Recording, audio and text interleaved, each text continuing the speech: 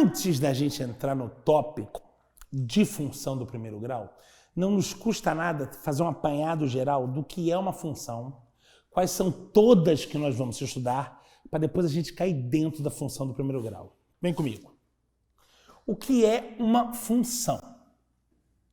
Uma função, essencialmente, ela associa dois conjuntos, um de partida e um de chegada.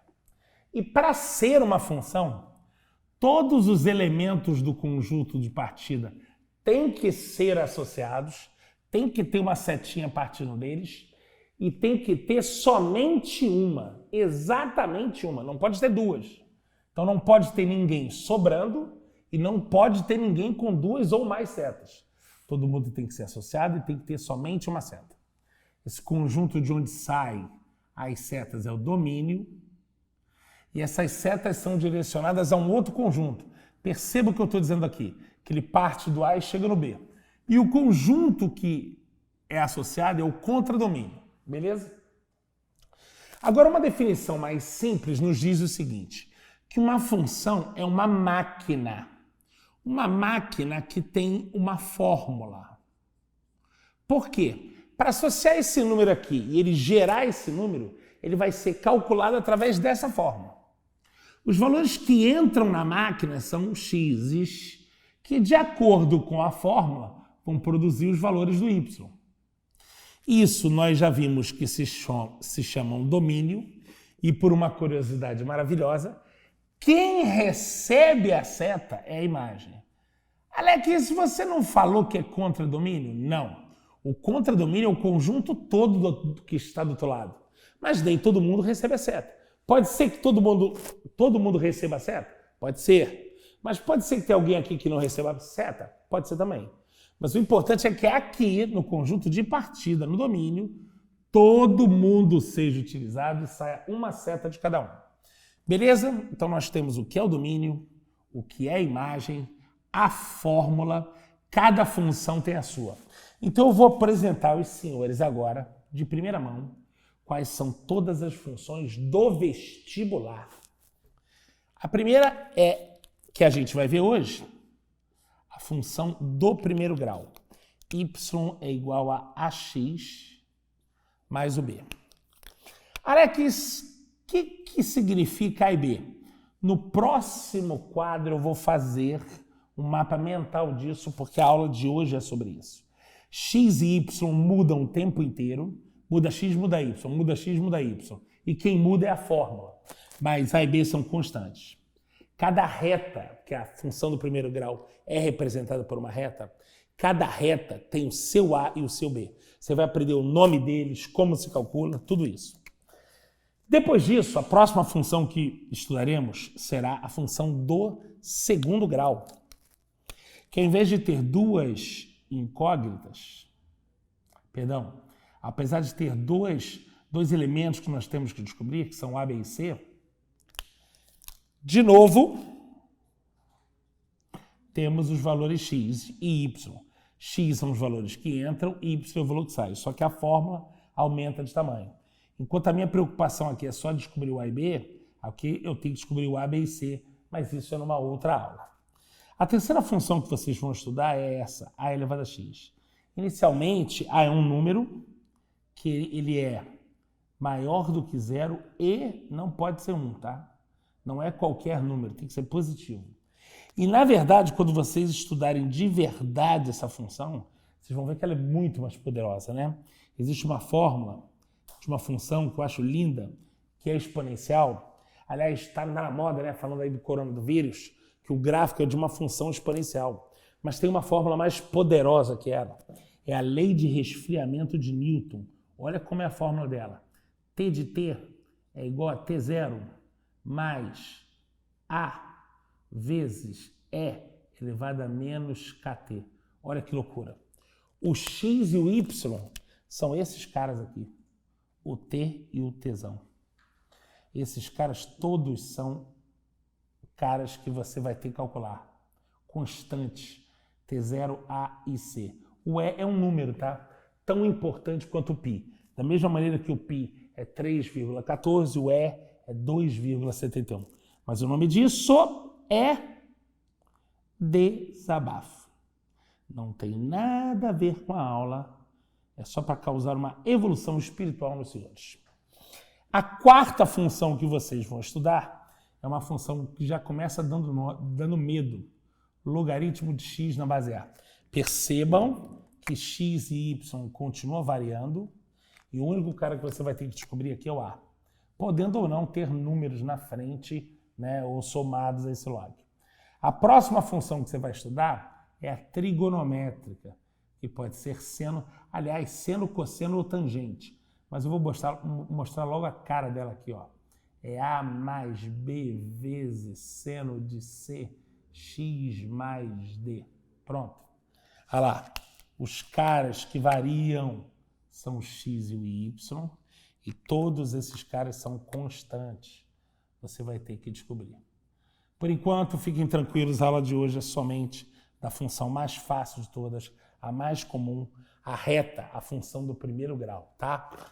E antes de começar a explicar essa função, farei um mapa mental de tudo isso, ok? Me aguardem. Agora sim.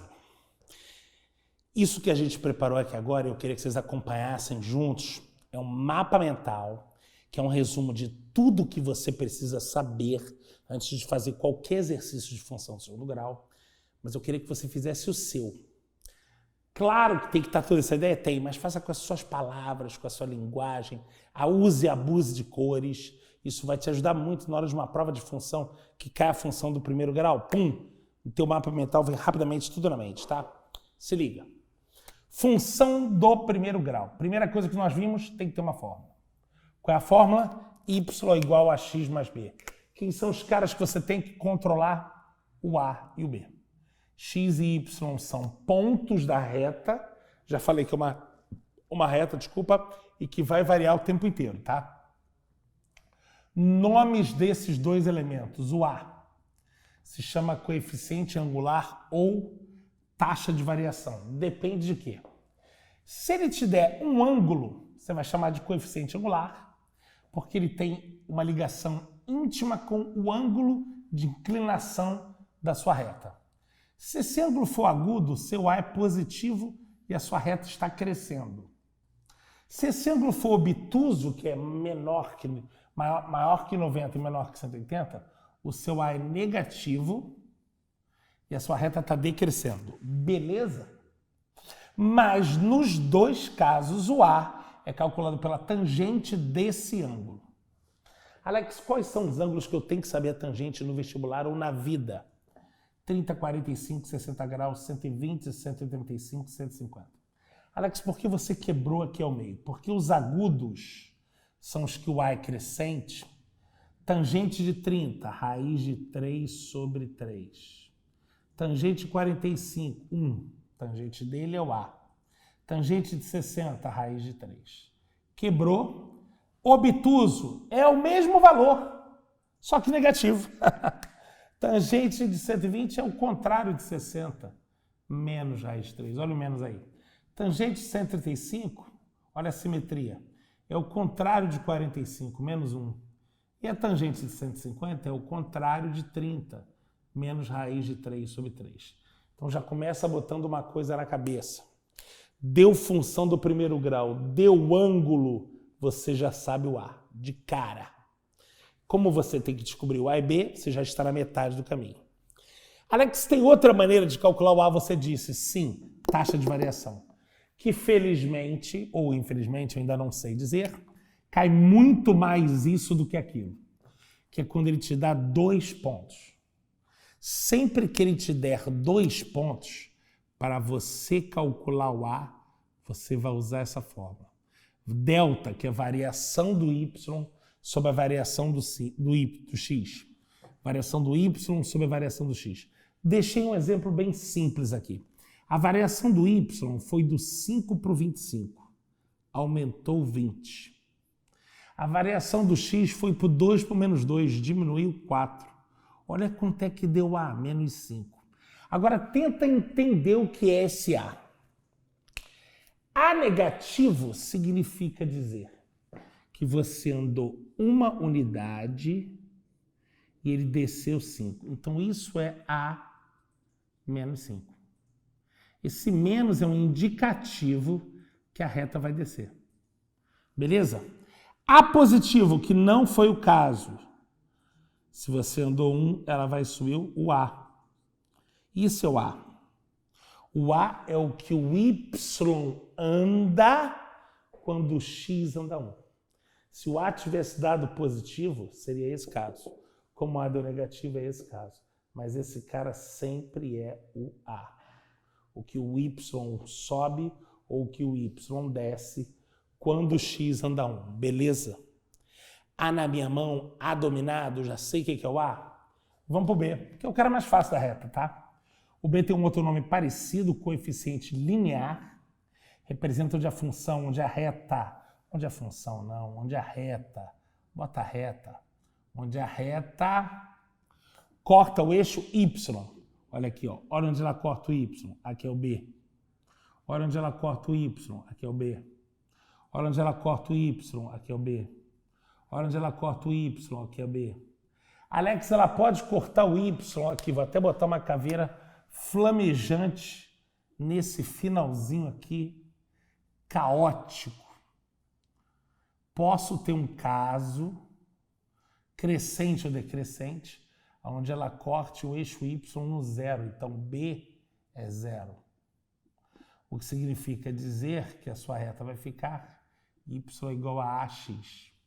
Não interessa se ela é positiva ou se é negativa, se é crescente ou decrescente. Beleza? Uma observação interessante.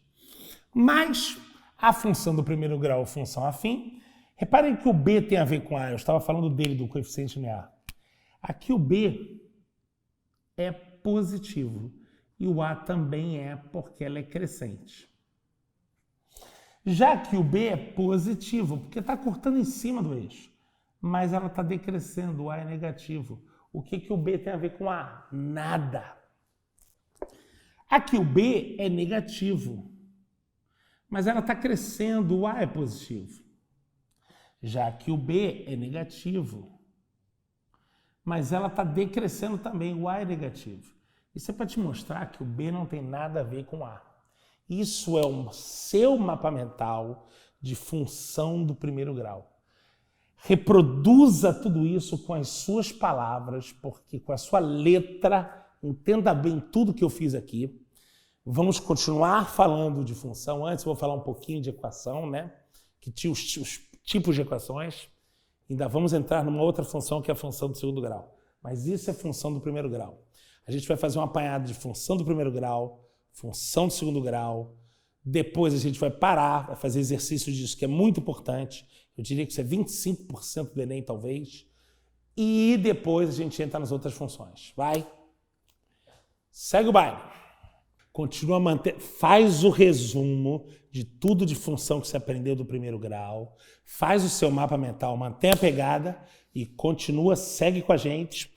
Daqui a pouco a gente está aí de novo. Vamos embora.